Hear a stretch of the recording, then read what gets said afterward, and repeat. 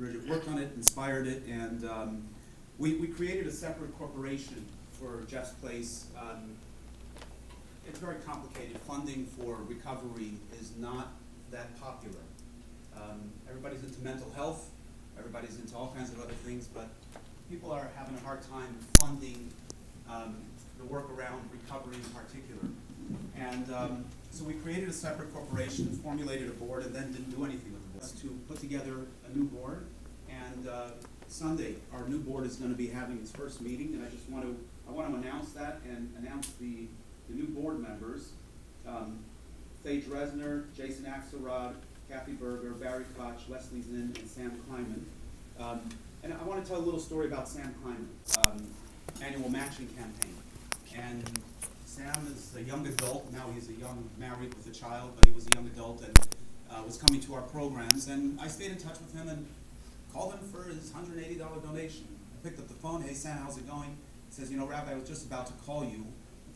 My brother just died from an overdose, and I want to get involved in Jeff's Place. So we want to help prevent these kind of stories. We want to prevent hearing that side of the news and about this very uncomfortable subject. We understand that it's not a moral failing, but a disease, and that if we have community and we put away judgment, we can bring a sense of comfort and a sense of community to those that otherwise will feel alone, that are struggling. No event is complete without a Torah thought, and I was thinking about what to speak about tonight, and this week's Torah portion is called Mishpatim, which is all about laws. So this is kind of where we're meeting that intersection here through Jeff's Place. We're addressing these issues, and at that I will I'll let go of my thoughts. I have a lot, and I'm very happy you're all here tonight.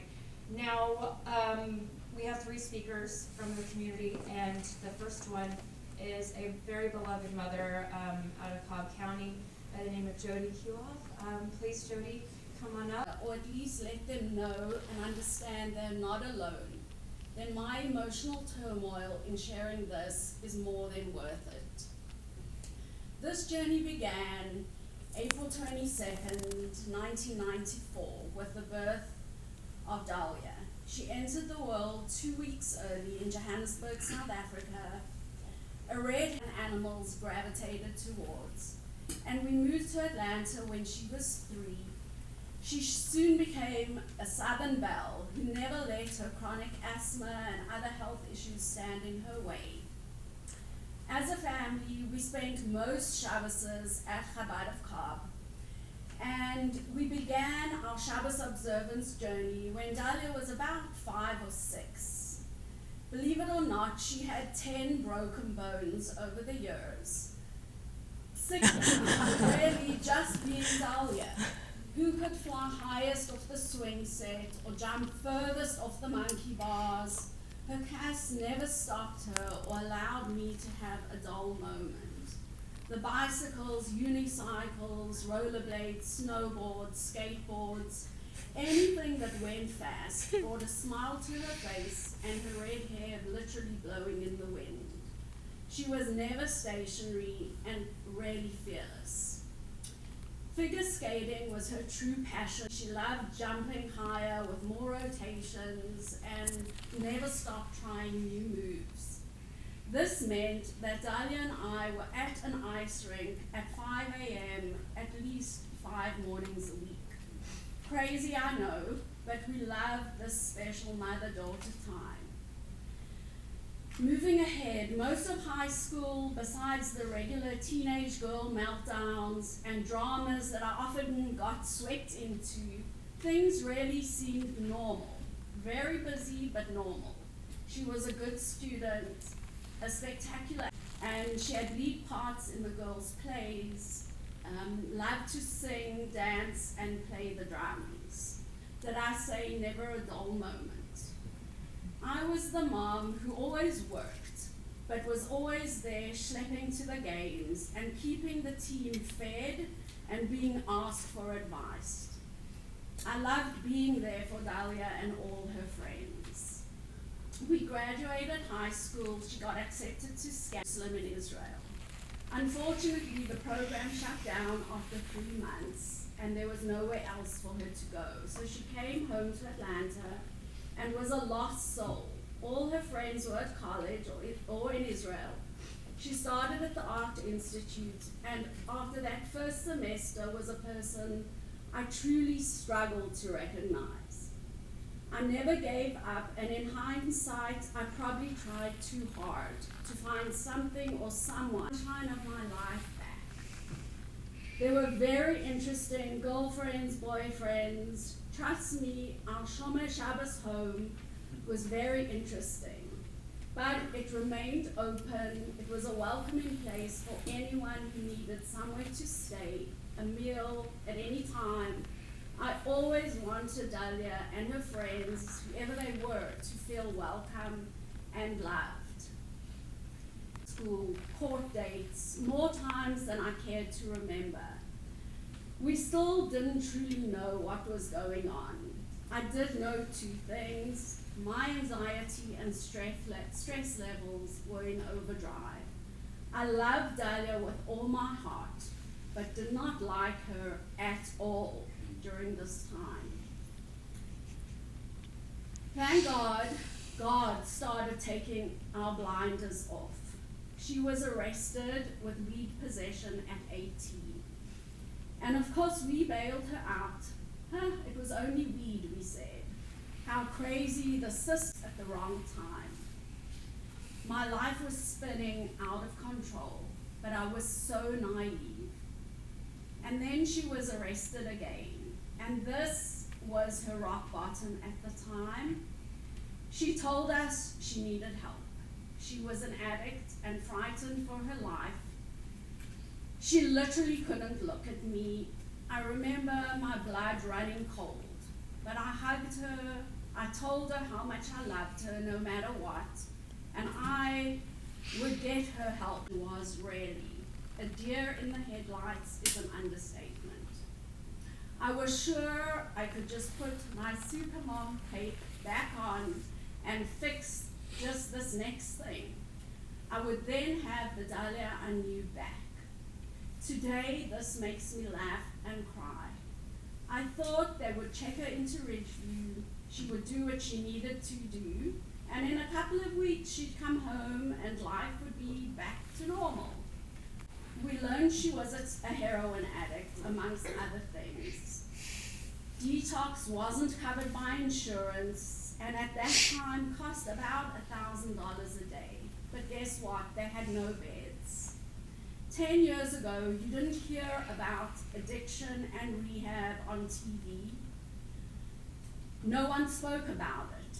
There were very few facilities, and they were very expensive and always full. So detox at home it was, and somehow we survived. While this was going on, I must have spoken to every rehab facility in the Southeast. Supermom in action. It was like learning a new language. I had no idea what. We did find a rehab in Memphis, and Ian and I dropped her off at 2 a.m. in the morning, turned around and came back to Atlanta in a daze. Honestly, on Visitor's Day 4 weeks later, I saw this rehab in the light of day, and I guess God knew we had to go there at 2 a.m. in the morning, because there is no way I would have left her there. In all the calls, someone mentioned I needed to go to meetings. In their minds, there was nothing wrong with me, how wrong I was. Families Anonymous opened my eyes to addiction. It gave me sanity and surrounded me with other parents and siblings going through the same nightmare, all at different stages. This became my safe place.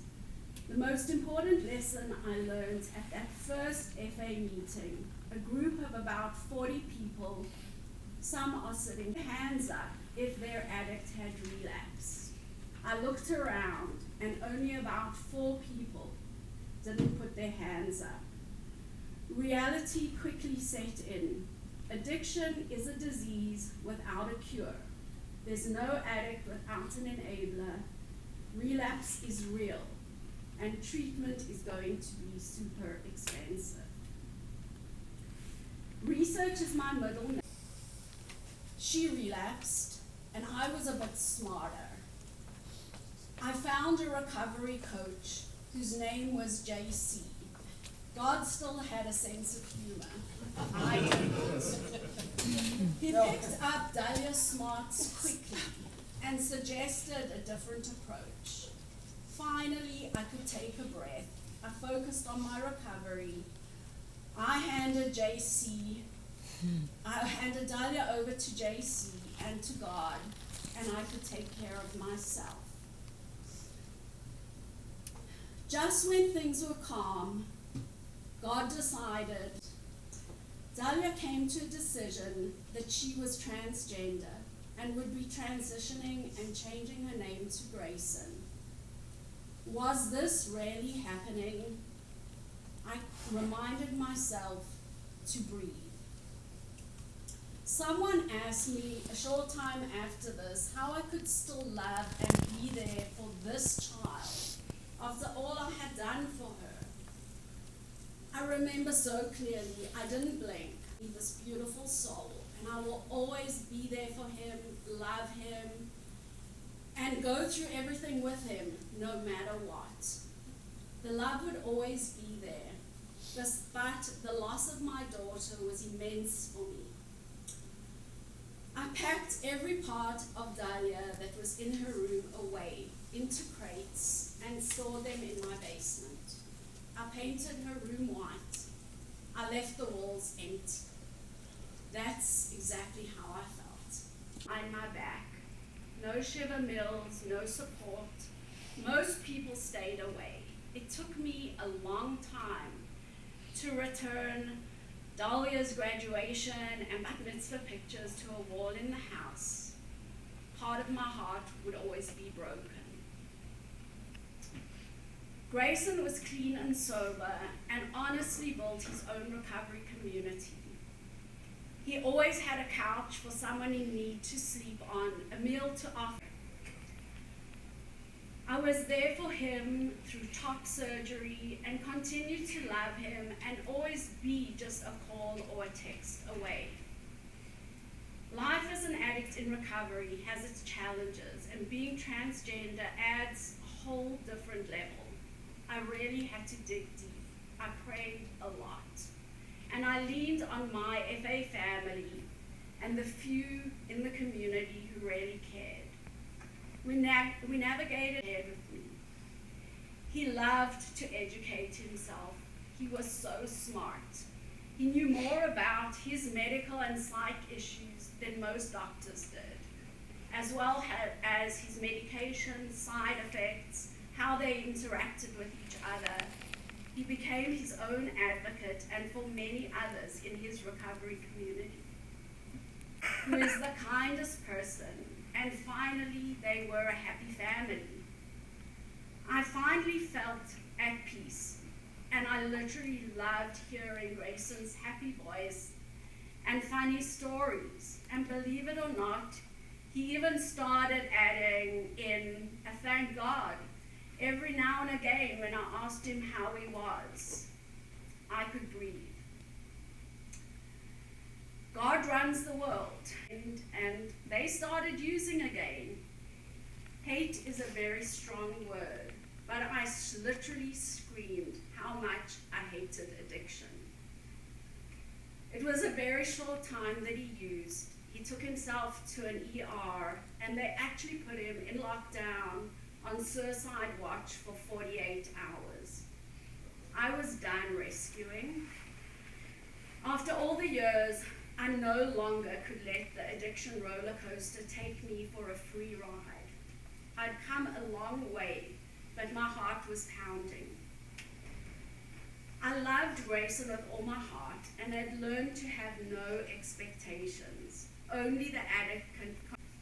He spoke about those 48 hours in lockdown as being the worst of his life.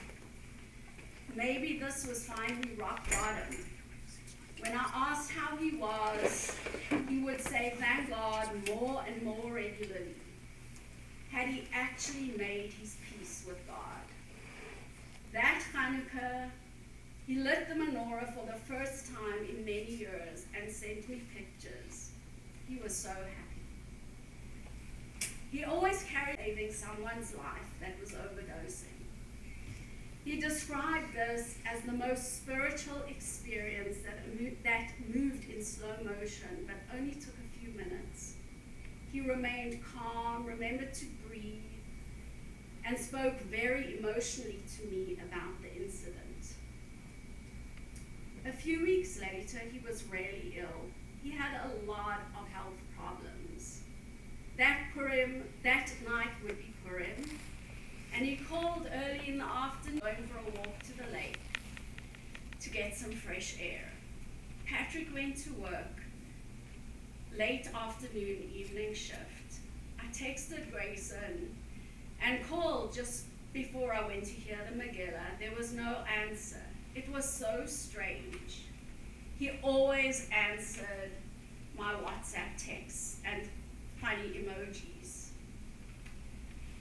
Patrick called at 11:30 that evening, screaming and crying.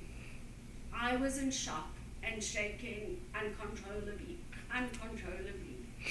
I hear that call on replay very easily, way too often. Grayson lay on the couch after his walk and he passed away. There were no drugs, paraphernalia, or foul play involved. We were so sure he had overdosed, but the sergeant assured us he was clean. No autopsy, and knowing the physical reason of Grayson's death wouldn't bring it back. Breathing is really difficult some days. The pain and grief are constant. Most important to me is that I leave you all with ideas to take with you that have really helped me. I have had and continue to have heated discussions with God. What has helped me is to package things I can't make sense of and are truly driving me crazy, up in the biggest box Amazon could find with a big bow, and I send it to God with no return address, and I let it go. I also wear a bracelet that says, God is in control. I never take it off. Please find something to remind yourself of this every day. I have learned expectations from anyone except myself. You can only control yourself. Everyone else you can only love. When I stopped expecting people to understand what we were going through, to show support, to understand just something, my heart grew a lot lighter. Families Anonymous, and the support from the people who get it. Believe it or not, we all know someone who is struggling. Take care of yourself physically and mentally. Do things that you enjoy and allow yourself to breathe and just be. My favorite one, no is a full sentence. You never need to go into details with anyone. Just say no. Close your mouth. Recovery is a lifelong journey. Don't use all your resources the first time around. It's an experience I will never forget. We are so blessed to have Rabbi Schusterman and Jeff's Place for the Jewish addiction and recovery community in Atlanta, to advocate for addicts and their families, and most importantly, to be a safe space where we can just be and know there is no judgment. Our growing Atlanta Jewish community has a lot more work to do. There are too many of us with family members suffering. One soul can't be quiet anymore. We can't be shamed or blamed into silence. We need to stand up and pool our experiences and resources and help our own who are struggling. I truly encourage anyone who hasn't been to one of the Families Anonymous AA meetings to go and listen and be prepared to be humbled. Go back a few times, don't talk, just listen. And then your heart and mind will be in the right place to truly begin to understand these diseases. Just on a regular basis, we talk about how I have to rewire this internal language that I have. But Max, you're not a bad kid. Because I was riddled with problems, right? I was ADHD, I was out of control. My parents didn't know what to do with me. You know, they were both very successful.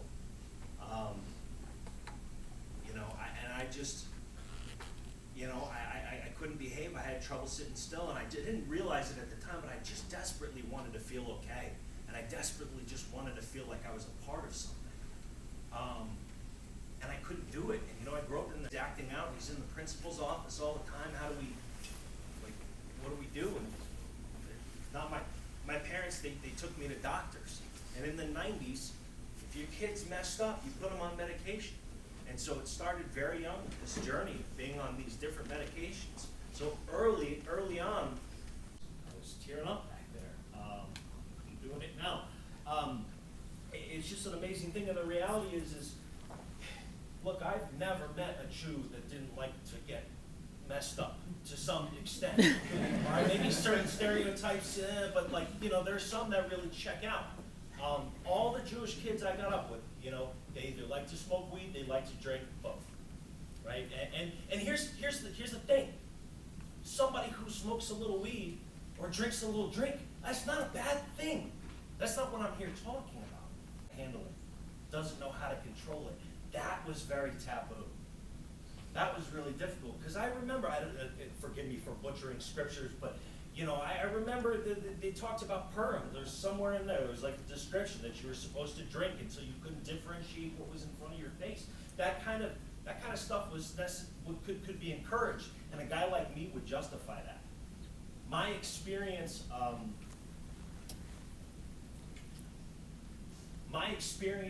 with putting substances in my body was that it did something a lot different than what it did to the people around me. Like, for me, it was like magic.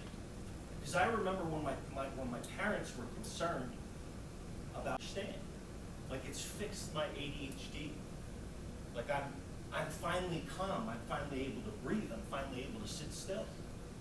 I wasn't lying when I said that. The reality is I was such a mess internally, I didn't know how to calm down my brain. And I finally found something that worked for me.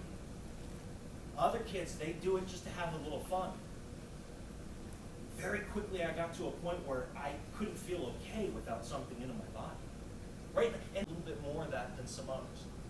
And if we can learn about how this actually affects us, and that you can pour so much love into your kid can grow up in an upper middle class family, in a nice house like I was completely undeserving to have, and still have the thing. It doesn't discriminate. I was stunned walking through. I was asking, what are you doing? Oh, we're offering a sober network. Oh, what are you doing? We're offering Narcan kits and we talk about harm reduction. For me, it got bad pretty young, and it escalated pretty fast. And the thing is, and again, I've told my story a lot, but this is the first time I've ever gotten to chat about the intersection of Judaism and that for me. So I wanted to take my 15 minutes to kind of highlight that, if that's okay.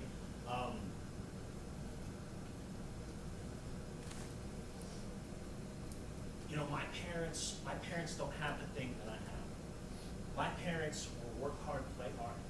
I mean, my parents stopped doing cocaine when I was 1. I'm just telling you.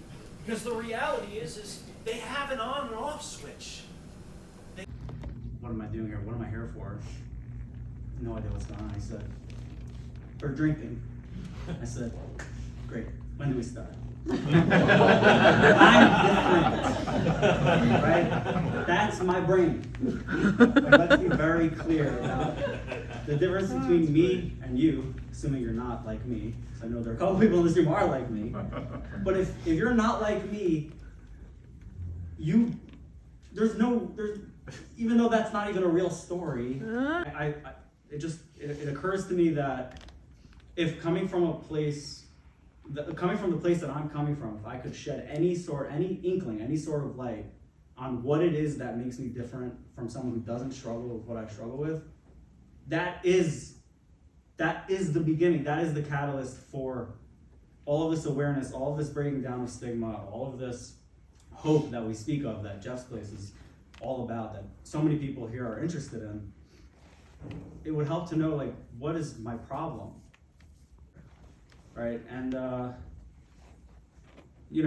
there's a lot that's been said about over the years about what it is that I suffer from, but the best way that I ever heard it that really just completely changed my life in an indescribable way was, Yehuda, what's the difference between a human and an animal? I'm saying I was probably, I was not sober at the time. I don't remember what my mental state was, but I'm sure I had some sort of intelligent answer that I thought, would satisfy this guy. And he said, I want to tell you something. The only difference between you and an animal, between a human being and an animal, is choice. An animal doesn't make choices. He tells him to connect with me, right? He wants to cuddle. He's not even making a choice about that. It's an instinct that says that he should connect with this other living, breathing thing. What makes me a human being is that I choose the actions that I'm going to take. All right? Okay, fine. So we've broken this down. I'm sitting there, yeah.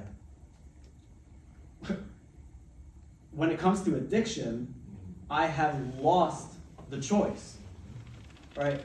So everyone says, and I don't know how familiar we all, right? And there's a lot been said very beautifully, eloquently, tear-jerkingly tonight about how we don't, the effect that we have on the community and the fact that we're trying to change that. And guess what? I grew up in, I feel like I have a bit of a unique story. I'm not going to get too deep into it because we're running out of time. But I grew up in an ultra-Orthodox community, right? Some would call it the New York bubble. Not my words, right? And a beautiful, no problems in the house, 2 great parents, everything's great, upper middle class, everything's great. Mommy's a therapist, daddy's a lawyer, I'm Jewish, right? Everything's like pretty cut and dry, right?